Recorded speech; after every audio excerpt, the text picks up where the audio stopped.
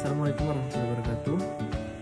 Baiklah, di sini saya akan menjelaskan tentang apa itu komitmen mutu dan bagaimana cara menjaganya. Selamat menyaksikan. Baiklah, di sini komitmen mutu terdapat 4 nilai dasar, yaitu yang pertama efektivitas, yang kedua efisiensi, yang ketiga inovatif atau inovasi, yang keempat mutu.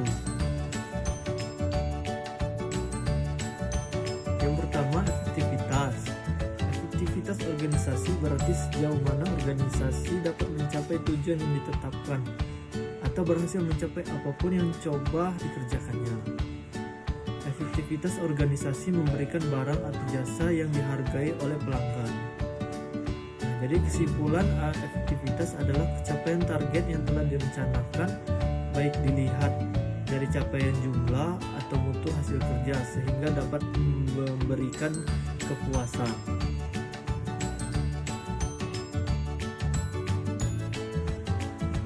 Yang kedua, efisiensi, di mana efisiensi organisasi adalah jumlah sumber daya yang digunakan untuk mencapai tujuan organisasional. Efisiensi ditentukan oleh berapa banyak bahan baku uang dan sumber daya manusia yang dibutuhkan untuk menghasilkan jumlah keluaran tertentu. Efisiensi di sini dapat dihitung sebagai sumber daya yang digunakan untuk menghasilkan jumlah keluaran tertentu. Yang ketiga, inovasi. Cara utama di mana suatu organisasi beradaptasi terhadap perubahan-perubahan di pasar teknologi dan persaingan. Inovasi dapat terjadi pada banyak aspek. Contohnya saja perubahan cara kerja teknologi yang digunakan pada layanan sistem manajemen, serta mindset orang yang ada di dalam organisasi tersebut.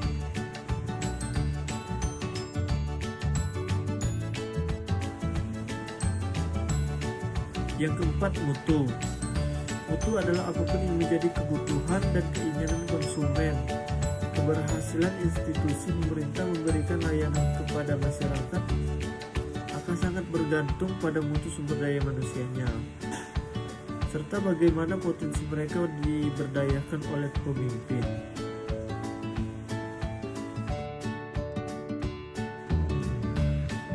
Baiklah, di sini saya akan menjelaskan faktor apa saja yang dapat menghambat munculnya perubahan dan perbaikan dalam peningkatan komitmen mutu pelayanan.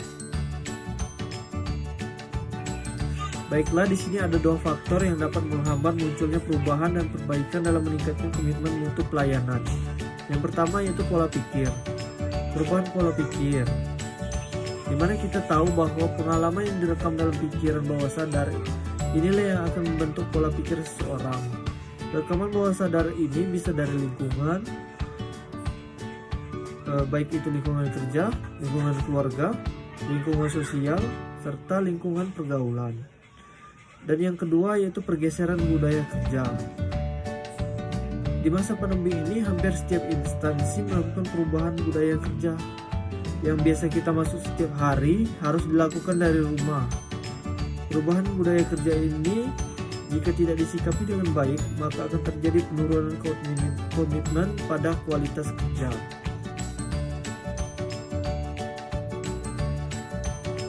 Langkah-langkah yang dapat dilakukan untuk mengatasi hal tersebut yaitu kita harus memahami fungsi tugas pokok dan peran yang diberikan institusi, mengupgrade ilmu kita mengenai komitmen mutu, agar kita bisa terus melayani publik dengan baik, kemudian mengkondisikan diri kita agar selalu berada di lingkungan yang positif, agar hal-hal negatif tidak masuk merusak pola pikir kita.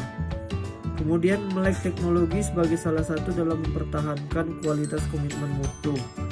Meski dalam masa pandemi, kita tetap bisa melayani masyarakat dan melaksanakan tugas serta kewajiban kita dengan baik. Demikianlah tugas saya mengenai komitmen mutu dan cara menjaganya. Semoga dapat dipahami. Terima kasih.